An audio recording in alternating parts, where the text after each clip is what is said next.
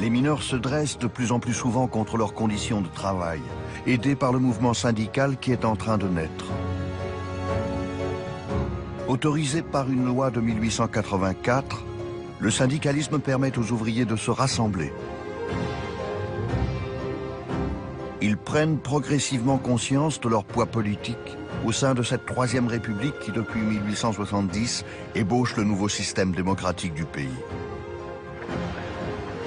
Jamais autant de travailleurs n'avaient été rassemblés dans une même ville. Tout à coup, les ouvriers, grâce au suffrage universel instauré en France, peuvent voter dans le même sens et changer le cours d'une élection.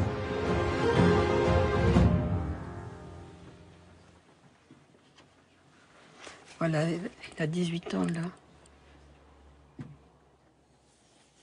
C'est dans le sud-ouest de la France, à Carmaux, dans le Tarn, que contre toute attente, les Gueules Noires élisent pour la première fois, en 1892, un ouvrier mineur à la mairie de la ville, le syndicaliste Jean-Baptiste Calvignac. Après cette victoire, la compagnie minière de Carmaux, propriété de la puissante famille Solage, prendra comme prétexte cette élection pour licencier le syndicaliste devenu bien trop influent. Les mineurs de Carmaux n'accepteront pas qu'on leur vole leur victoire.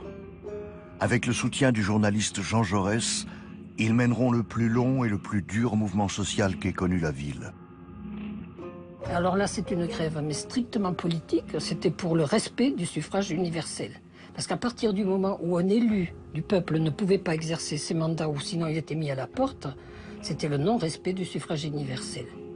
Le marquis de Solage, sous pression du gouvernement, sera obligé de réintégrer Jean-Baptiste Calvignac. Les ouvriers deviennent, comment dire, les acteurs de la vie politique. C'est quelque chose, alors que jusque-là, ils n'avaient pas droit à la parole. Ou si peu, ou si peu. C'était un changement de civilisation, en quelque sorte, pratiquement. Ouais. Pensez donc, quand le marquis de Solage, d'ailleurs Calvignac le raconte dans ses mémoires, le marquis de Solage qui doit lui soulever son chapeau. Vous vous rendez compte? Quel événement! C'est la monde à l'envers, à ce moment-là. Alors ça, c'est l'écriture de Jaurès, donc qui écrivent, voilà, mon cher Calvignac. Et alors, ce qui est extraordinaire, c'est qu'il parlait toujours, il parlait pas de la France, hein. C'était toujours notre petite République. L'année suivante, les mineurs de Carmaux obtiennent une seconde victoire. Ils ont choisi de présenter à la députation Jean Jaurès, qui est en train de basculer dans le socialisme.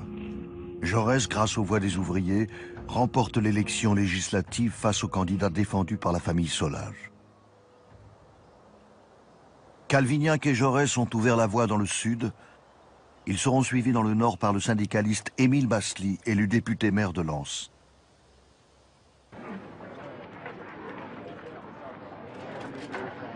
Devant la multiplication des grèves dans l'industrie, la Troisième République comprend qu'il y a un danger mortel à laisser face à face les forces du capital et les forçats du travail. Si la France veut éviter un embrasement général, il est impératif d'offrir aux ouvriers des chemins de fer, de la métallurgie et surtout de la mine, un cadre plus protecteur.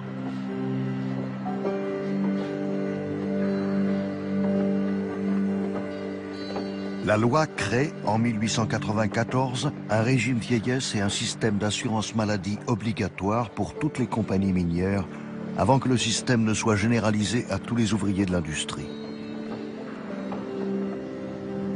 Les mineurs obtiennent surtout le droit de voter pour désigner parmi eux un délégué à la sécurité chargé en toute indépendance de veiller aux règles de protection au fond de la mine.